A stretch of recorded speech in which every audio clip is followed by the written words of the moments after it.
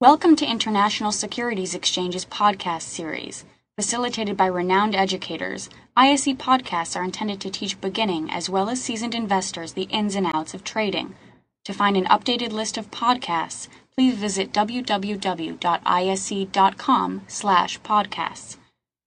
Now, that being said, once again, in order to construct this particular strategy, we're buying the 106 call option, and we're paying $1.61, and that's going to equate to $161. We're also going to be purchasing the 104 puts, and that's going to cost us $100.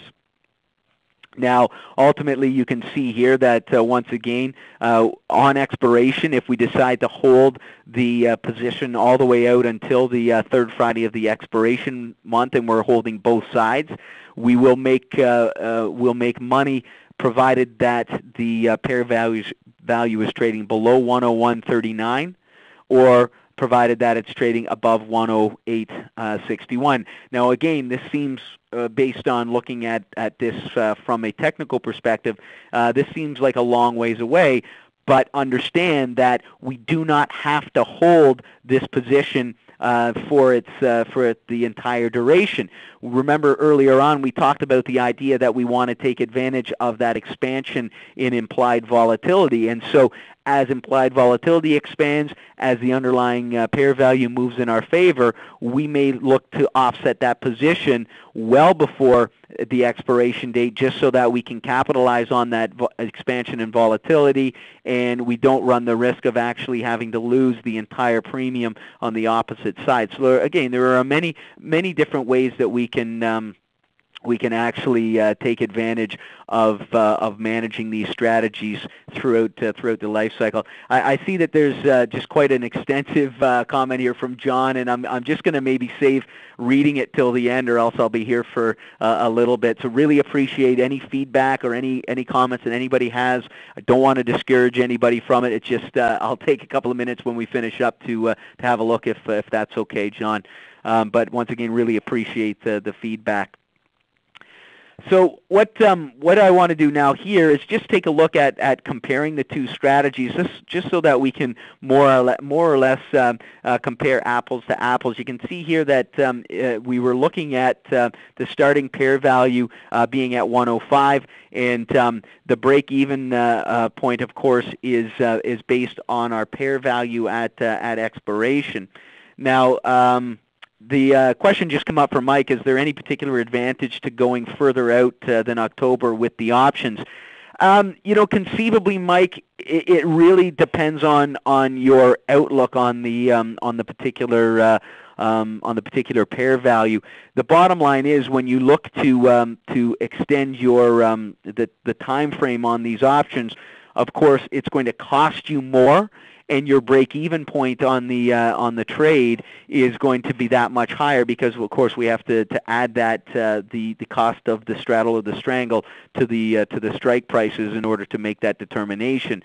So yeah, you really want to just look at what your view is over a certain period of time. Typically, when we're looking at trading our directional view, we will go at least 2 to 3 months out, and basically our outlook is, it's either going to make a significant move this way or that way within that time frame, and we'll look to try to capitalize on that. Once again, if we're looking to trade a directional view over an extended period of time, well, we have success in fact, let's say we happen to be bullish on a particular pair value, as we were with the EUI. Well, what we ultimately did was we ended up going out and buying longer-term EUI call options, and we bought 2 of those for every 1 short-term EUI put option we purchased, which would be known as a ratio calendar straddle, which gets a little bit more complicated, but really it's just us manipulating the expiration dates and strike prices, as well as the ratio of the calls to puts,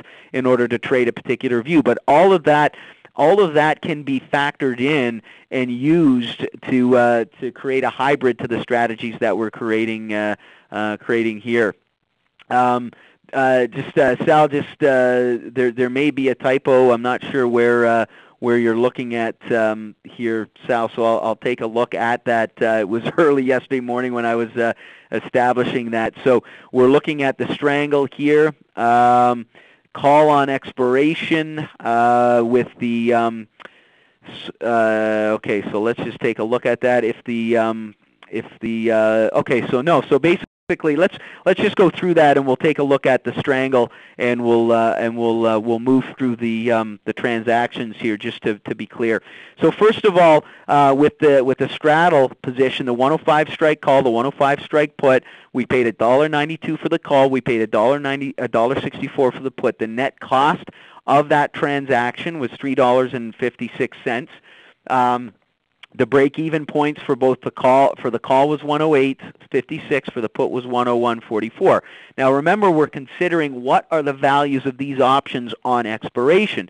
So the 105 strike call option on expiration, if the pair value is trading at 110, is going to be worth its intrinsic value. Okay, so ultimately we are looking at that call option being worth $5 because we take the strike, we take the price of the pair value, which is 110, and we subtract the 105 strike call, we have an intrinsic value of $5. That would be the cash settled value for that for that call option on expiration.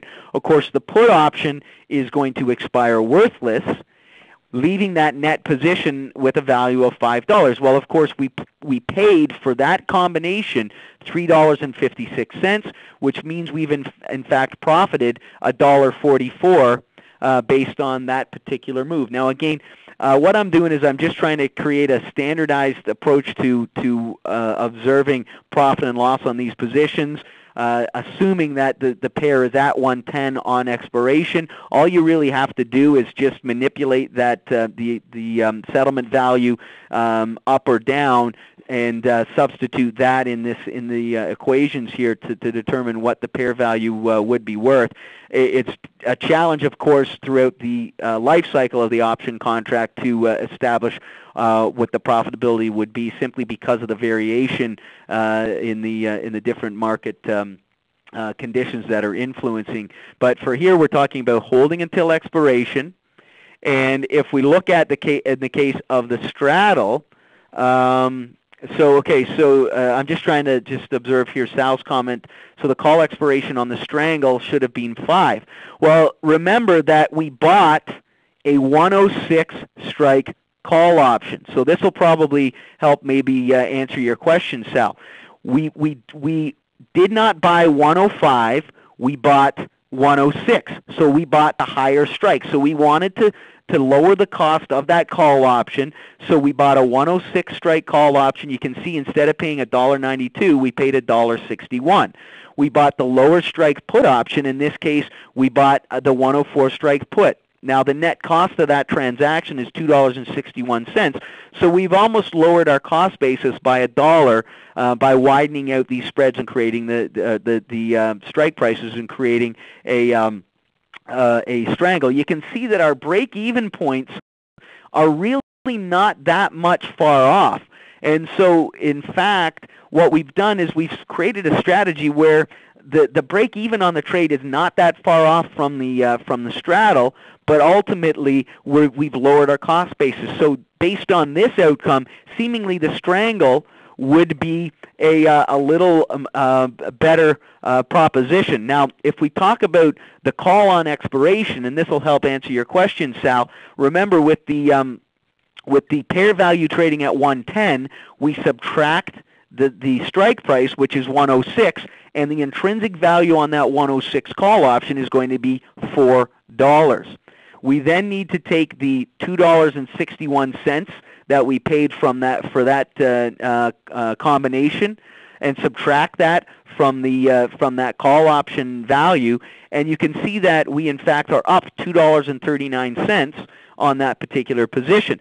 So based on this particular outcome, if we wanted to compare apples to apples here, if we wanted to compare apples to apples here, what we've done by choosing the strangle over the straddle is we've lowered our cost basis and we've increased our percentage rate of return.